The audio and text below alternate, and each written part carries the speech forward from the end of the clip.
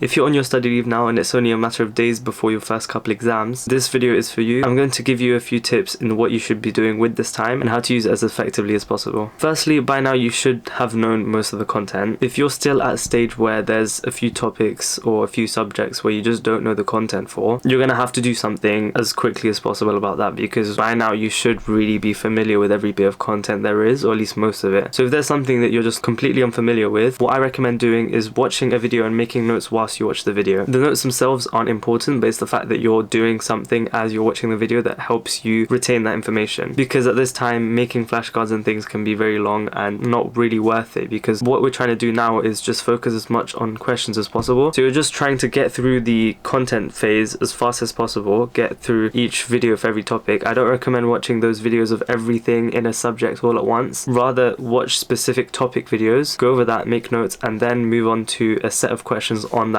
particular topic. Because if you know the very basics of a topic and you move on to questions, that's the best way you can strengthen it and build on that knowledge that you have for that content. And you should only really move on to another topic when you feel confident with that topic in terms of the questions that you did for it, because it's one thing knowing the content for a topic, but it's another thing be able to answer the questions confidently. Especially for things like the sciences, similar questions can come up a lot. Whether it's for GCSEs or A-levels, you're going to be getting very similar question types, which if you've done your practice questions for, especially when you just do it topic by topic, it's really easy to find those small things and be able to get them every single time. And the way I want you to be doing these questions is to do one entire question at a time and then mark it. So let's assume question 1 has like 15 marks, all split into like 2-mark question and 3-mark question or whatever, right? Do all of those first, then check with the mark scheme, do them question by question. That way you're going to be improving as you go along. But please move on to topic questions as early as possible. The only reason you shouldn't be doing topic questions right now is if you literally know nothing about the topic. If you know even the basics of a topic and you move straight to questions, it's really easy to build that content up and get better at everything. But if you're just stuck there watching videos again and again and just trying to retain everything before you start doing questions, you're going to run out of time. And it's about doing everything as efficiently as possible. Speaking of questions, you're obviously going to be thinking, what am I meant to be doing with past papers right now? You should right now ideally be doing past papers if you haven't started already. What I recommend to do is to make a document or like a Google Sheet of all the different past papers that you'd like to attempt, and then have like a checkbox for each of them and then check it off once you've done it. So that way you can kind of get an idea of the full picture and see how many more you still have to complete. Past papers are generally quite inefficient ways to revise. Now they are really good, okay? Don't take this out of context, but what I mean is that if you aren't very familiar with the topic by itself and you move straight to a past paper, all you're going to do is when that topic comes up in the past paper, you're going to get it wrong or you're not going to do very well in it, and then you continue doing the past paper, and by the end of it you kind of forget about all the topics you've done wrong because there's so many, or like it's just really difficult to target your revision like that, right? Whereas if you stick to topic questions as much as possible at first, ideally, and strengthen everything like that, then move on to past papers, it's easier to see what kind of questions you're getting wrong in terms of the exam technique side of things rather than the content side of things, right? Right now it's a really late stage, and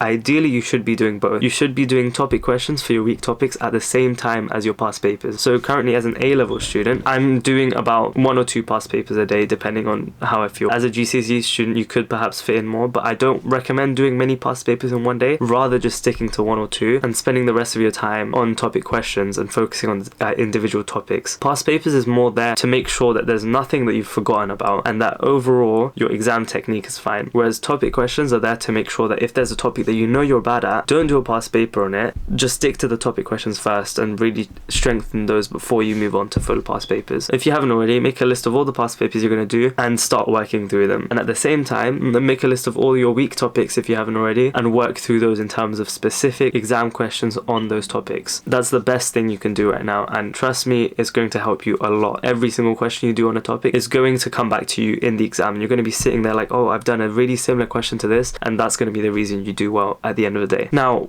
one more thing with the whole past papers thing is that every time you do a past paper now, you're going to get questions wrong. If you don't, congratulations, that's amazing. But the questions you get wrong are really important. Do not just move on to the next past paper. Don't neglect them. It's really important to somehow make a note of them to understand why you got them wrong. If it was a silly mistake, okay, fine. But if you're realizing that silly mistakes are something that are appearing quite a lot in every single one of your past papers, that's going to be a case of you need to fix your overall exam technique. How are you checking your answers, how are you, like that kind of thing, you're gonna have to fix that, right? But if you're realizing there's specific areas that you're struggling more in and the specific question types that you're struggling more in, make a note of those questions. I personally, what I'm doing is, for maths especially, whenever I come across a really difficult question, I put it into a separate document and I've made a list of those questions now, and so then I go back to them from time to time and just make sure that I know how to do those, because sometimes I kind of forget how to do those kind of questions, and it's really important to just keep on making a note of those type of questions. For something like biology and chemistry, for example, for me as an A-level student,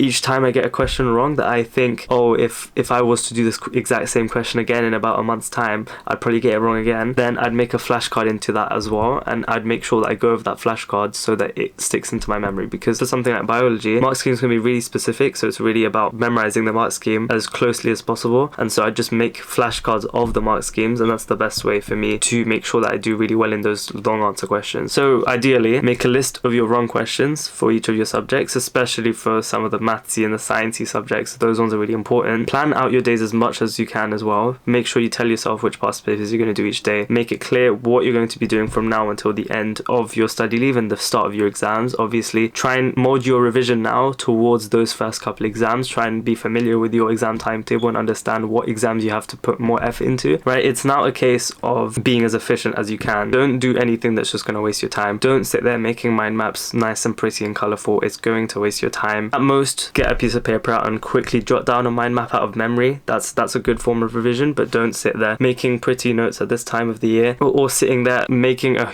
whole new list of flashcards when you've literally got exams in a few days. Right now should be questions and past papers. That should be what you're doing every day. And lastly, keep everything on rotation. Don't think that because you went over something once, you're not going to have to go over it again. Constantly go over the same topics over and over again. This is more of a bigger thing in A-level than it is in GCSEs. But if there's a specific topic area that you know that it just slips out of your memory just after a couple of days, go back over that topic, make a list of those topics and make it known when you've last gone over them, so then you know how long it's been and so you can go over them again. I personally like to revise more than one subject each day, so I'd like to try and do a bit of every single one of my subjects. In GCSE time, I'd try and do about 3 or 4 subjects each day, depending on the length I needed to go to with each subject. But the main thing is make sure you're not just sticking to one subject each day and just focusing on that and then moving on to a completely different, because then by the time you come back to that original subject a few days ago, you're going to have probably forgotten a few bits of it. So I'd say continue going over the same things over and over again and make sure you're always doing questions on those. That's probably the best way you can make sure that you haven't forgotten anything from each of the topics. Now, the last thing I want to clarify before this video ends, and this is a question I get all the time,